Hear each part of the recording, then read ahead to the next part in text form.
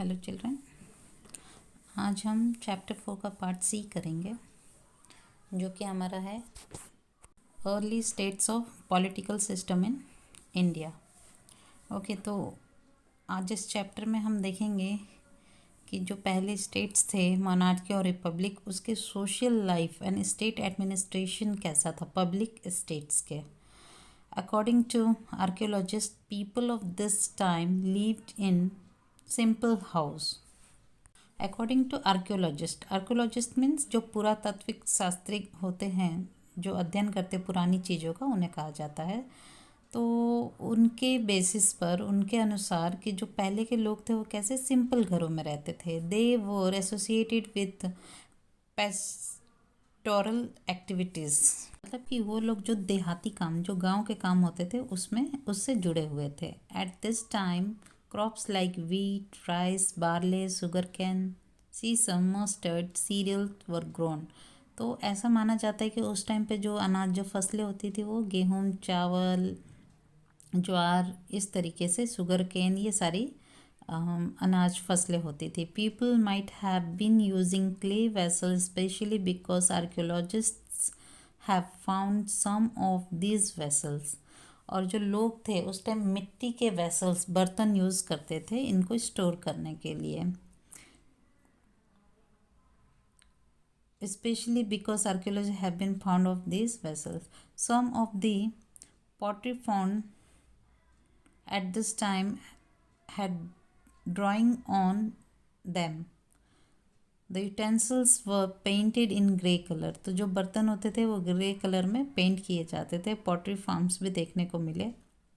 At this time ruler of every state did every possible thing for the defence of his state.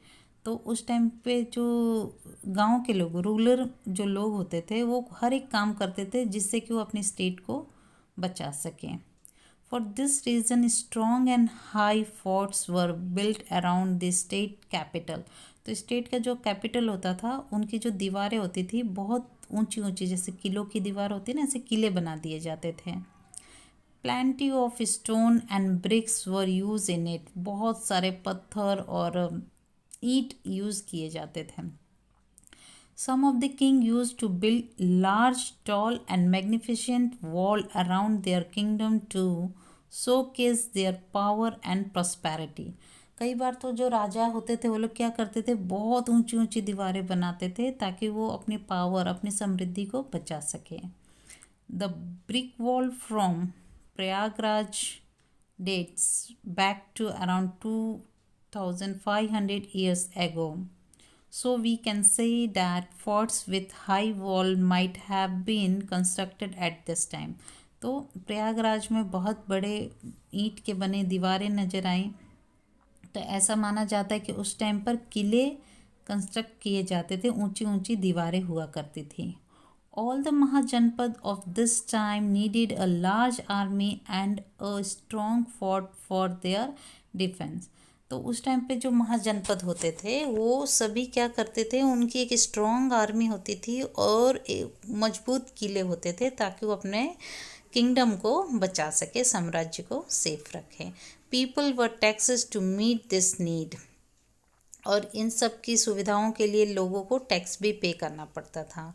Farmers use to give 6 part of their yield to the treasury. वो अपने खजाने का मतलब 1/6 भाग दे देते थे राजा को। The artisans use to work for the state for 1 day in a month. जो आर्टिशियंस होते थे वो एक दिन राज्य के लिए काम करते थे। Cattle rear gave cattle as a part of tax. जो लोग जानवरों को पालते थे वो लोग अपने कैटल्स को दे देते थे as a tax. The merchant used to pay tax on sale of goods. और जो व्यापारी लोग होते थे वो लोग क्या करते थे, जो गुड्स होते थे वो एज अ टैक्स पे करते थे। During the period of Mahajanapada agriculture started to improve due to iron tools. और महाजनपद के ही समय जो खेती थी, एग्रीकल्चर था, वो स्टार्ट हुआ इम्प्रूव करना। क्यों? Because of iron tools. और ये जो लोहों के औजार बनते थे उनके हेल्प से एग्रीकल्चर काफ़ी इम्प्रूव हुआ। तो चिल्ड्रन यहाँ पे हमारा ये चैप्टर कंप्लीट होता है। आई होप कि आप लोगों ने बहुत ही इंटरेस्ट के साथ चैप्टर को समझा होगा और कोई भी डाउट नहीं रहा होगा। तो नेक्स्ट वीडियो में हम इसका क्वेश्चन आंसर्स स्टार्ट करेंगे जैसे हमारा सेक्शन वाइज होता है। तो थैंक यू।